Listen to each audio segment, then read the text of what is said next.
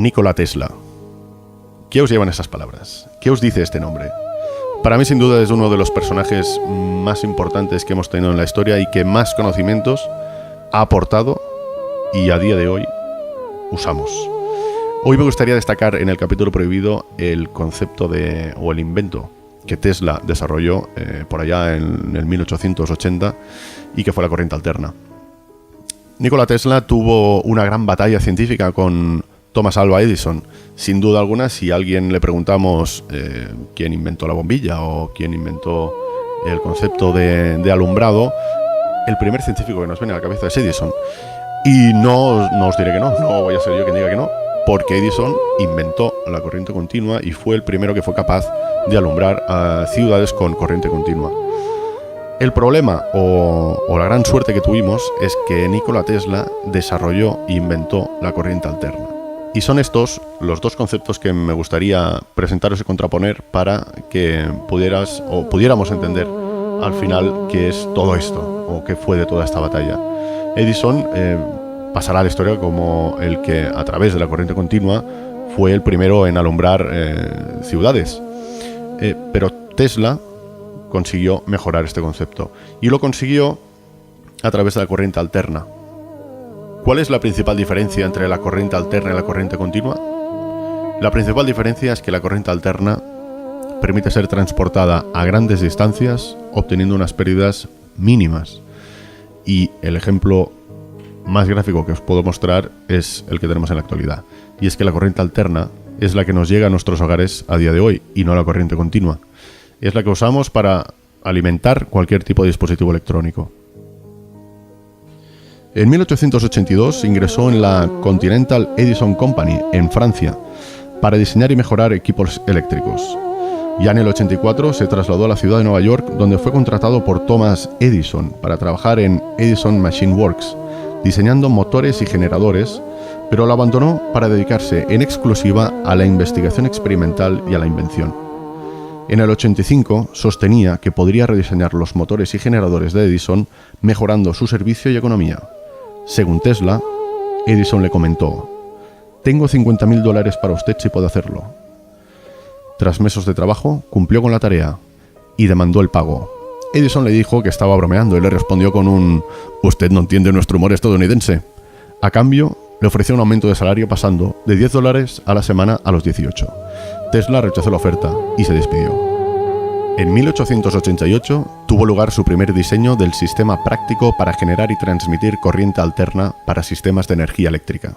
Desarrolló el motor de inducción de corriente alterna, eliminando el conmutador y las escobillas de encendido de los motores de corriente continua, e introdujo mejoras en el campo de la transmisión y generación de energía corriente alterna, constatando que tanto la generación como la transmisión de la misma se podían obtener de forma bastante más eficaz con una corriente alterna que en el caso de la corriente continua, la más comúnmente utilizada en aquella época.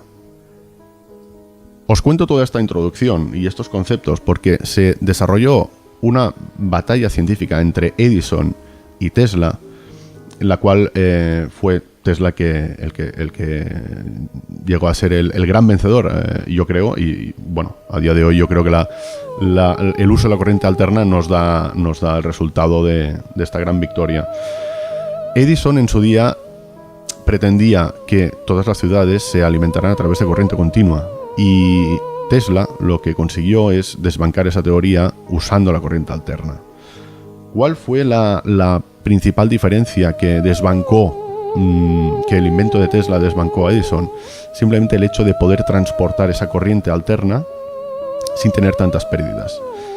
Edison había ya alumbrado ciudades con corriente continua, pero requerían de grandes estaciones de transformación para poder soportar las grandes distancias a las que había que transportar la corriente continua sin tener pérdidas en esa transmisión.